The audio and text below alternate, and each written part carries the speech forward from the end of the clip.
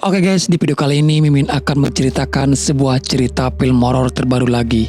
Dan kebetulan film yang akan kita bahas adalah film horor dari India. Film ini berjudul Veggie, rilisan tahun 2024.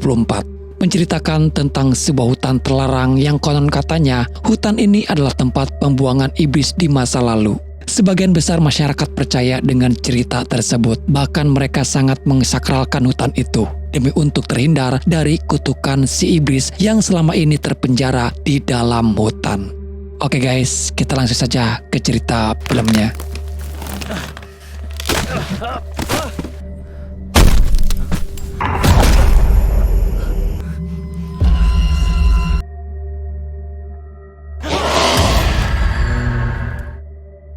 Cerita dimulai kepada seorang pemandu wisata yang bernama Mari. Mari adalah warga setempat yang tinggal tidak jauh dari Gunung Terlarang. Gunung Terlarang itu disebut dengan Gunung Aranami.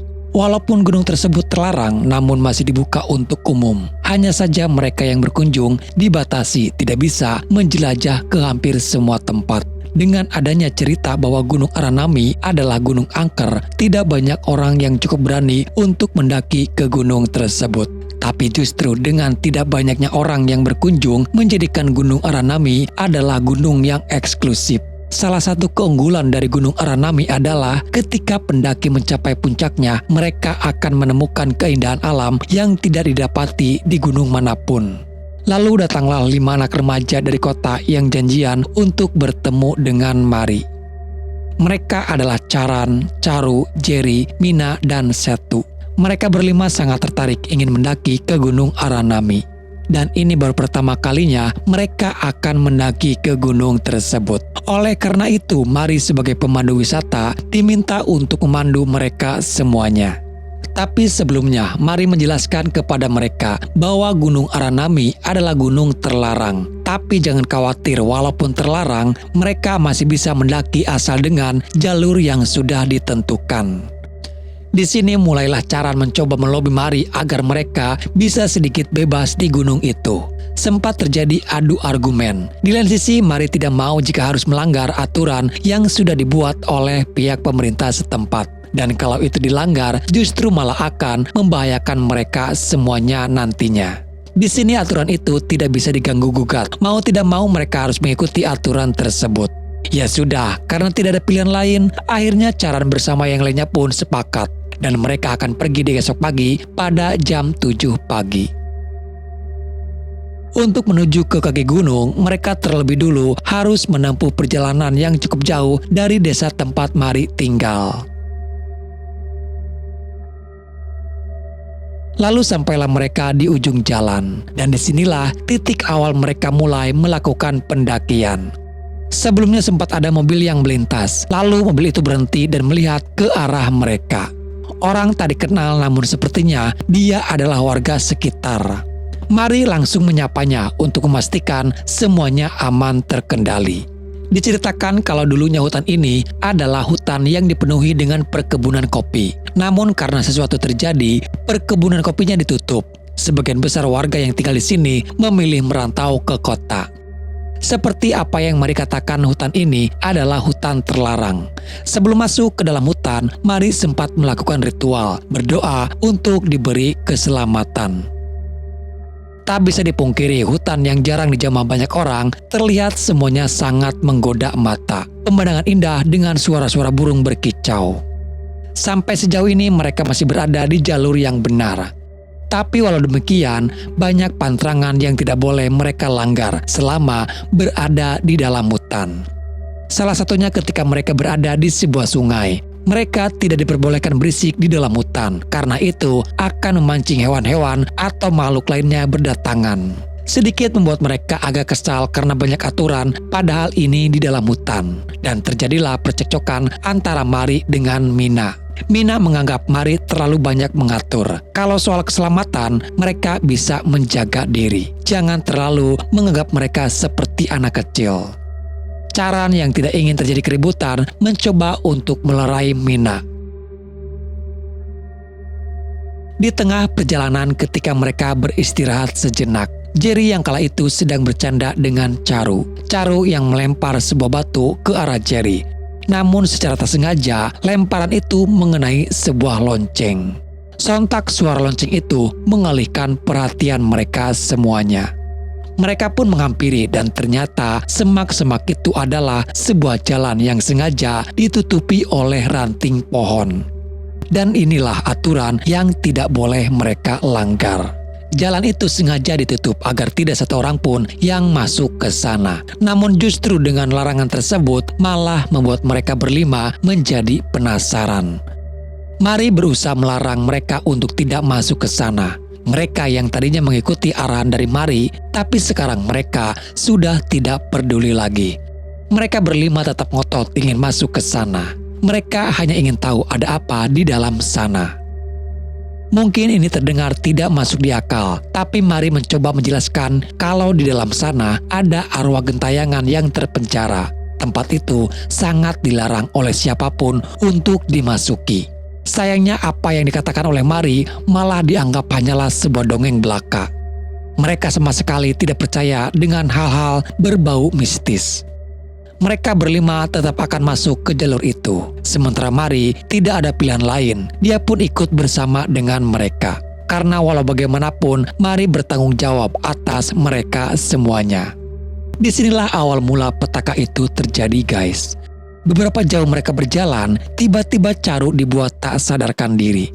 Ada yang mengarahkan Charu untuk menuju ke sebuah jurang. Dia tidak sadar kalau ada yang mengawasi dirinya. Namun untung saja Mari mengetahuinya dan langsung menarik Charu dari tepian jurang. Charu begitu sangat terkejut, dia sendiri tidak sadar kenapa dirinya terpisah dengan yang lain. Teman-temannya pun mulai saling mengingatkan untuk jangan melambun dan jangan terpisah dari yang lain. Tapi apa yang terjadi kepada Charu barusan tidak menyadarkan mereka kalau semua ini adalah gangguan dari si roh jahat.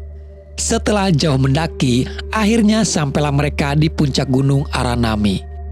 Sebuah pemandangan indah dan merasa tidak sia-sia mereka mendaki karena disajikan oleh pemandangan yang sangat luar biasa. Di tengah sedang menikmati pemandangan, sempat terjadi perselisihan antara Jerry dengan mereka. Awalnya mereka hanya bercanda kepada Jerry, hingga membuat Jerry ketakutan. Bukan tanpa alasan Jerry takut, karena sebelumnya dia sempat melihat ada sesuatu di balik pohon. Saling ejek pun terjadi, Jerry dianggap sebagai orang penakut. Charu dan Setu merasa kalau di antara semuanya hanya mereka berdualah yang paling berani. Bahkan mereka taruhan kalau di hutan ini tidak ada apa-apa. Untuk membuktikan itu, Charu dan Setu akan berkeliling hutan dan akan kembali lagi. Dan tantangan tersebut pun diterima. Untuk kesekian kalinya Mari memberitahukan untuk jangan bercanda di dalam hutan. Tapi sepertinya apapun yang dikatakan Mari, mereka sudah tidak peduli lagi. Charu dan Setu berkeliling agar tidak tersesat. Mereka mengikatkan pita di jalur yang mereka lalui. Setelah beberapa jauh berjalan, tak sengaja mereka menemukan sebuah rumah. Merasa curiga sekaligus penasaran, Charu dan Setu pun menuju ke rumah tersebut. Rumah yang sudah lama terbengkalai dan terlihat di dalamnya banyak sisa-sisa barang-barang bekas ritual pemujaan. Mereka yang tidak tahu dan tidak percaya tidak sedikit pun merasa curiga. Bahkan Charu malah melepaskan boneka yang terpasang di lingkaran simbol setan. Charu sangat berani mengusik itu. Dan tak lama kemudian, si roh jahat pun mulai menampakkan dirinya. Charu yang tadinya tidak percaya, tapi pada saat dia melihatnya, Charu begitu sangat ketakutan. Di lain sisi, Mari yang mulai merasa khawatir karena Charu dan Setu belum kembali. Dia pun berinisiatif mengajak Charan untuk mencari mereka. Terdengar suara teriakan Charu dari jauh. Mari bersama Charan langsung bergegas mencari suara itu berasal. Mereka panik ketika menemukan Charu sudah tergeletak bersimbah darah. Namun ternyata semua itu hanyalah tipuan belaka. Charu berpura-pura terluka. Jelas ini bukan lelucon yang lucu. Di tengah keadaan seperti ini, Charu dan Setu masih sempat bercanda. Tapi saat mereka kembali ke kemah, Mari dan Charan dikejutkan melihat Charu bersama Setu sudah ada di sana. Yang menjadi pertanyaannya adalah, lalu tadi siapa yang ada di belakang mereka? Caru yang asli terlihat masih ketakutan setelah dia melihat adanya penampakan di rumah itu. Disinilah mereka mulai menyadari kalau memang ada sesuatu di hutan ini. Tapi di antara mereka berlima, hanya Mina yang belum sepenuhnya percaya. Dia tidak percaya soal ada gangguan dari si roh jahat. Setelah mendengar pengakuan Caru kalau dia menemukan sebuah rumah dan dia melihat sesosok wanita tua di dalam rumah itu, apa yang Mari takutkan pun benar-benar terjadi.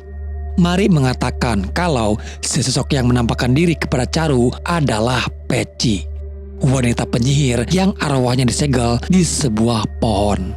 Dan itu tandanya kalau arwah Peci kini sudah terlepas.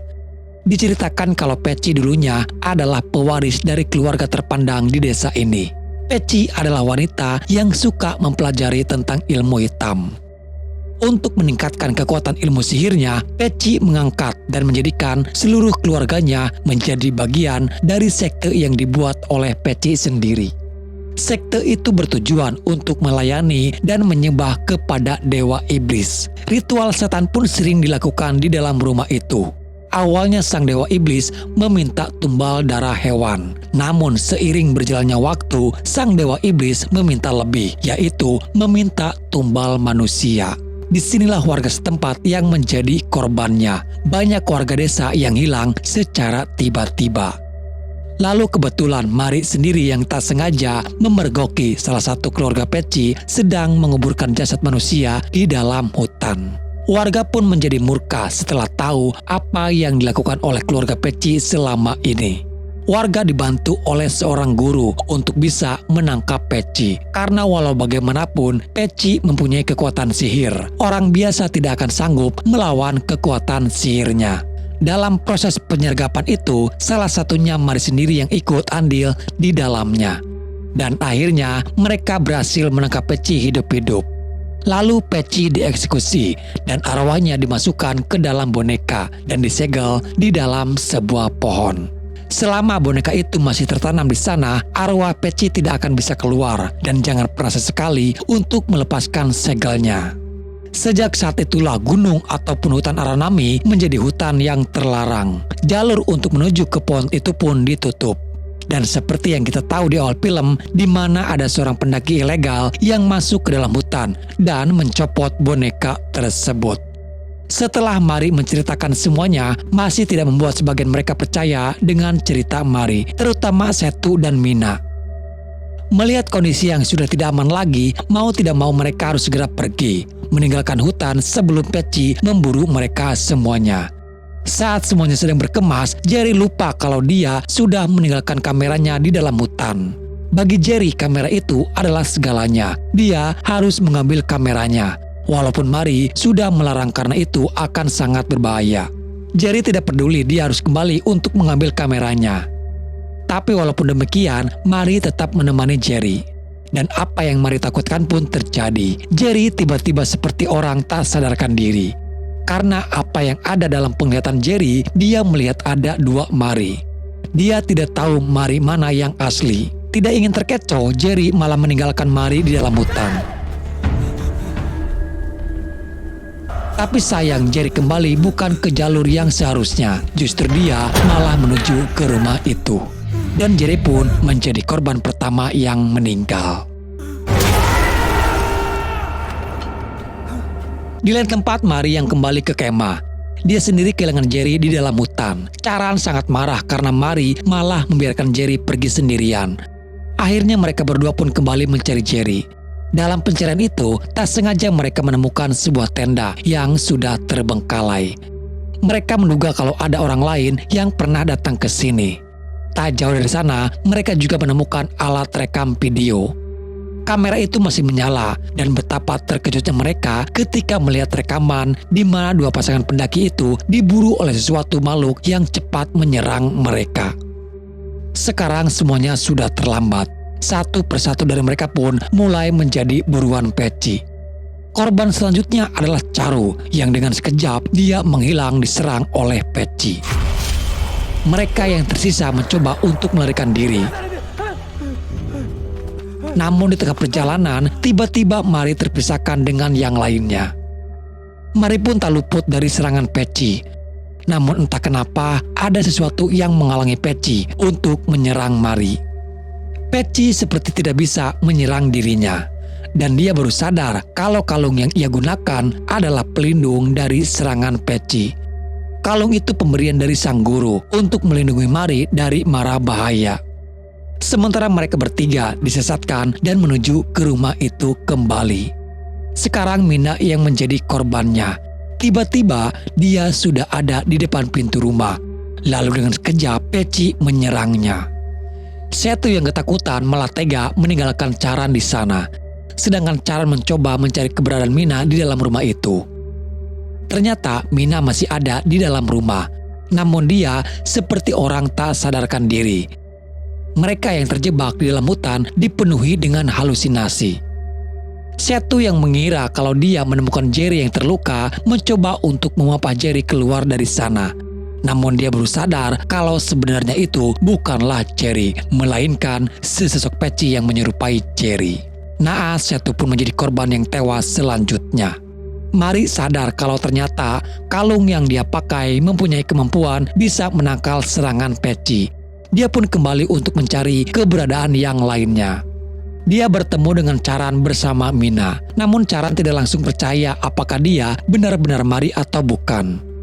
Mari berhasil meyakinkan mereka kalau dirinya adalah Mari yang asli.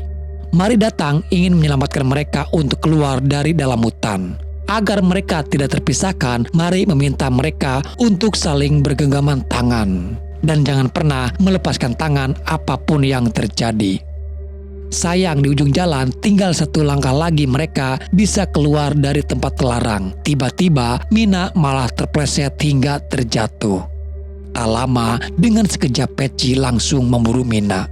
Sempat terjadi adu dorong Charan yang ingin kembali mencari Mina. Sementara Mari menahan Charan untuk jangan pergi ke sana.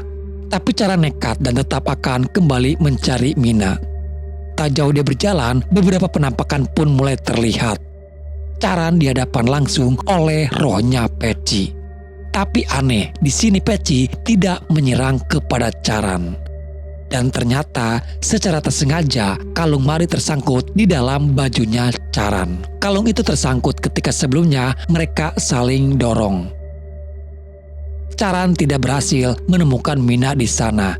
Namun saat dia kembali, justru dia menemukan Mari sudah dalam keadaan tak bernyawa. Dari ke-6 orang yang mendaki gunung, kini yang tersisa tinggal hanya Charan. Tak pernah ia duga kalau pendakian ini menjadi maut yang memisahkan dia dengan teman-temannya. Charan berhasil keluar dari dalam hutan itu dan melihat sebuah jalan raya. Tak lama kemudian untunglah ada mobil yang melintas. Anehnya orang itu adalah orang yang sebelumnya pernah mereka temui sebelum melakukan pendakian. Dan betapa terkejutnya Charan ketika dia melihat Mina ada di dalam mobil itu. Lalu terungkaplah fakta bahwa Mina dan orang itu adalah keturunan dari keluarga Peci. Semua sudah menjadi rencana besar yang dilakukan Mina. Mina berpura-pura mendekati Charan dan berteman dengan yang lainnya. Lalu Mina mengajak mereka semuanya untuk mendaki Gunung Aranami. Rencana itu dibuat setelah ibu Mina yang adalah anak dari Peci mengetahui dan merasakan kalau arwah Peci sudah terbebaskan dari segelnya. Di sini juga diketahui kalau tidak semua keluarga Peci meninggal. Ada yang berhasil lolos dari buruan warga desa pada waktu itu. Ibunya meminta kepada Mina dan pamannya untuk mencarikan tumbal. Ada yang belum terselesaikan. Peci butuh 13 nyawa untuk menjadikan dia abadi. 2 sudah Peci dapatkan dan ditambah sekarang 5 korban lagi. Peci masih butuh 6 korban lagi dan apakah Mina mampu mewujudkan keinginan Peci? Namun sayangnya film ini harus selesai sampai di sini. Oke guys, jadi itulah alur cerita filmnya. Satu pesan yang bisa kita ambil pelajaran dalam film ini adalah cobalah untuk tidak membuat kerusakan apa-apa yang ada di alam liar. Jika sudah ada aturan yang sudah dibuat, cobalah untuk mentaatinya. Karena di alam liar, apa saja bisa terjadi. Dan semoga saja apa yang menceritakan bisa menghibur dan menemani luang waktu kalian. Sampai jumpa di video selanjutnya. Salam dari admin dan bye-bye.